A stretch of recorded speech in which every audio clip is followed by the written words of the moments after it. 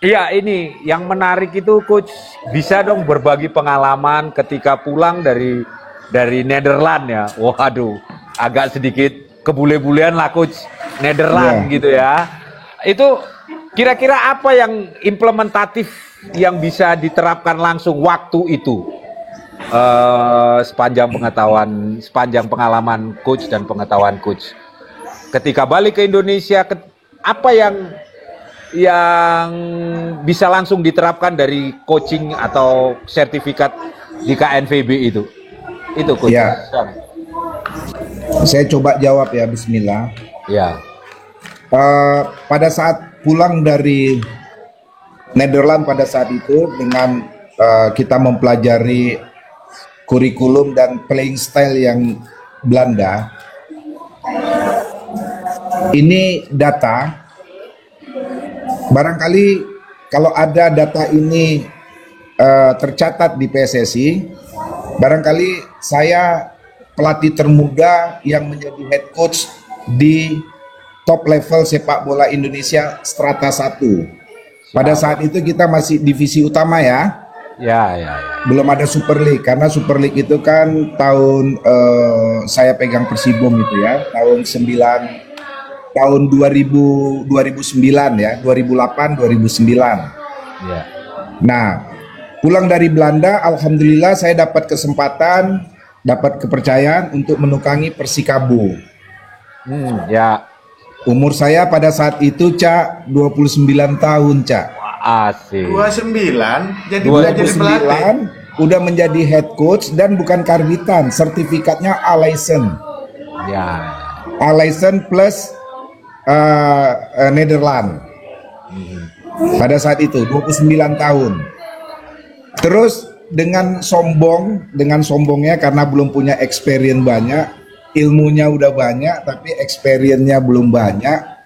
Cobalah menerapkan apa yang kita belajar di Belanda. Padahal pemain saya pada saat itu, kalian boleh lihat data tahun 98, 99 kalau nggak salah saya. Pada saat itu kompetisi masih dibagi ada 4 wilayah apa ya. Kebetulan saya Persikabo satu pool sama Pelita Jaya, terus Arema Malang, terus Persikota, terus kalau nggak salah Persikap Bandung. Siap. Ada satu lagi mungkin saya lupa, Cak. Saya lupa. Ya. Nah, dengan masih ego anak muda yang belajar dari Belanda, Cak, cobalah kita terapkan metode yang kita belajar di sana. Ya. Tapi Caca tahu hasilnya. Di tanganku, aku pegang tim pertama, ya. Siap. Pelatih muda pegang tim pertama kerja di profesional, degradasi, Cak. Iya. Aku pegang Persikabo dengan bawa metode dari KNVB. Pada saat itu hasilnya Persikabo degradasi tahun 98 atau 99. Sorry, 2008. Reformasi kan 97 ya. 97, 98. Setelah reformasi langsung tuh tahun besoknya. Padahal Caca tahu pemainku pada satu hebat.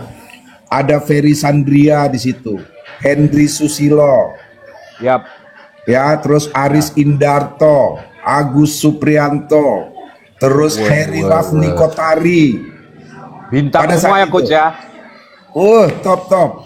Ada Hendriawan, Rasito Amsa yang kalian pasti kenal semua. Ya. Kipernya Tata Saptaji. Tapi pada saat itu saya belum beruntung. Dengan masih sombong ya, menerapkan ilmu yang dapat dari KNVB, ternyata pengalaman yang saya dapatkan apa? Ternyata pada saat itu ilmu itu, knowledge itu masih terlalu tinggi untuk level sepak bola Indonesia. Jadi apa spesifikasinya? Pada saat itu orang-orang di Indonesia belum banyak berlatih dengan metode small side game saya barangkali pelatih pertama yang udah selalu berlatih dengan metode small set game, banyak small set game.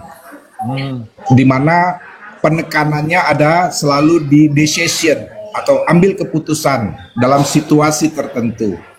Nah, ternyata pemain kita pada saat itu belum sampai. Jadi berangkat dari pengalaman itu, akhirnya saya mencoba sekarang pada saat saya pegang tim dengan prestasi yang mungkin Caca ini semuanya udah tahu torehan prestasi yang saya buat, selalu akhirnya mencoba untuk turun ke bawah. Jadi kadang-kadang kita harus menekan egonya kita, kesombongannya kita terhadap ilmu yang kita punya. Kita harus lebih humble untuk bisa lebih turun ke bawah, karena yang kita capai adalah efektivitas. Siap. Ya, jadi kadang-kadang hal-hal yang sederhana di sepak bola Indonesia justru itu yang membuahkan prestasi. Ya. Jadi dengan kata lain ada gap knowledge ya waktu itu ya. Setuju, Cak. Coach ya. Dan jauh banget, tapi kalau Jauh sekarang banget. dia semakin mendekat. Iya, Jadi siap. pertanyaannya, dengan saya berangkat tahun 99, saya belajar di KNVB, pertanyaannya apakah itu masih update untuk saat ini? Pertanyaannya itu.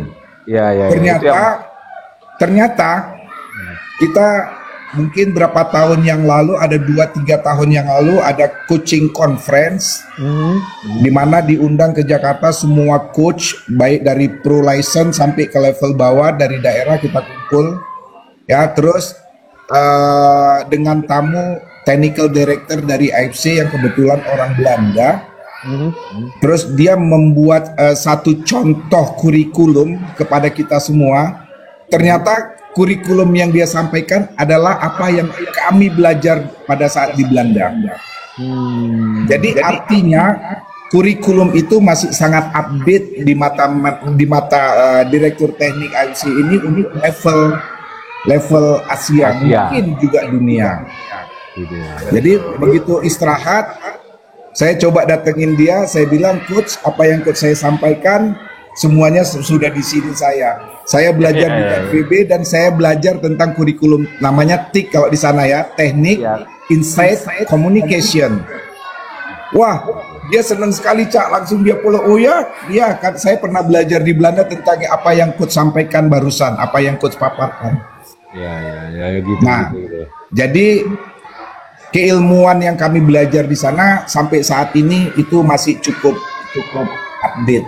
Up to date ya. Ya, belum jauh banyak. Bahkan kalau boleh jujur, saya kemarin ikut Pro License. Ya, Pro License yang pertama di Indonesia. Kalau boleh jujur, cuman saya nggak enak aja kalau saya harus berbicara sama teman-teman seakan saya sombong. Padahal kalau boleh jujur, apa yang saya dapat di Pro License, saya nggak dapat apa-apa. Saya hanya ambil Pro License untuk ambil surat secari kertas aja. Karena aja yang ya. saya belajar di sana di Pro License kemarin, apa itu penekanannya adalah tentang match analyze. Nah, match analyze pada saat saya belajar di Belanda, kami sudah belajar tentang match analyze.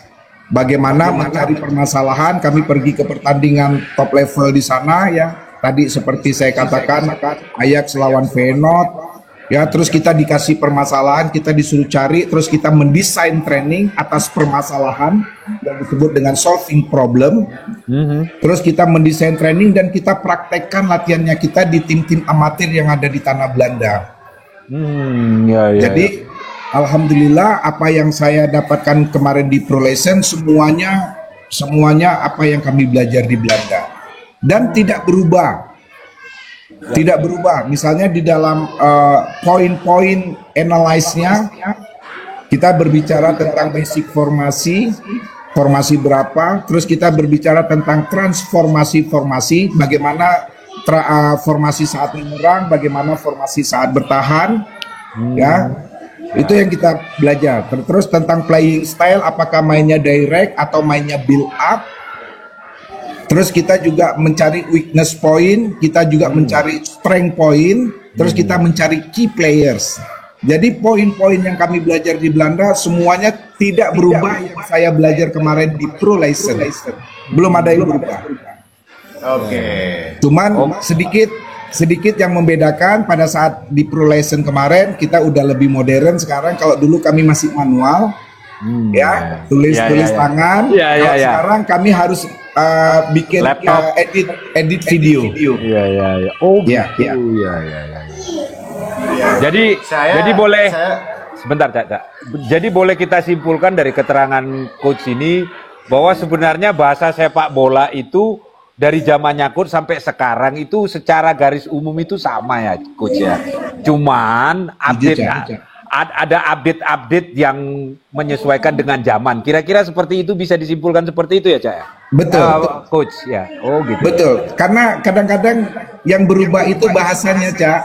Ya. Jadi contoh, kalau kita mengartikan pada saat kita bermain, dulu kita bilang selalu awareness.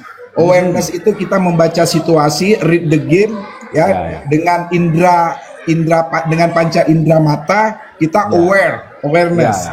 Tapi bahasa sepak bola modern sekarang menjadi scanning.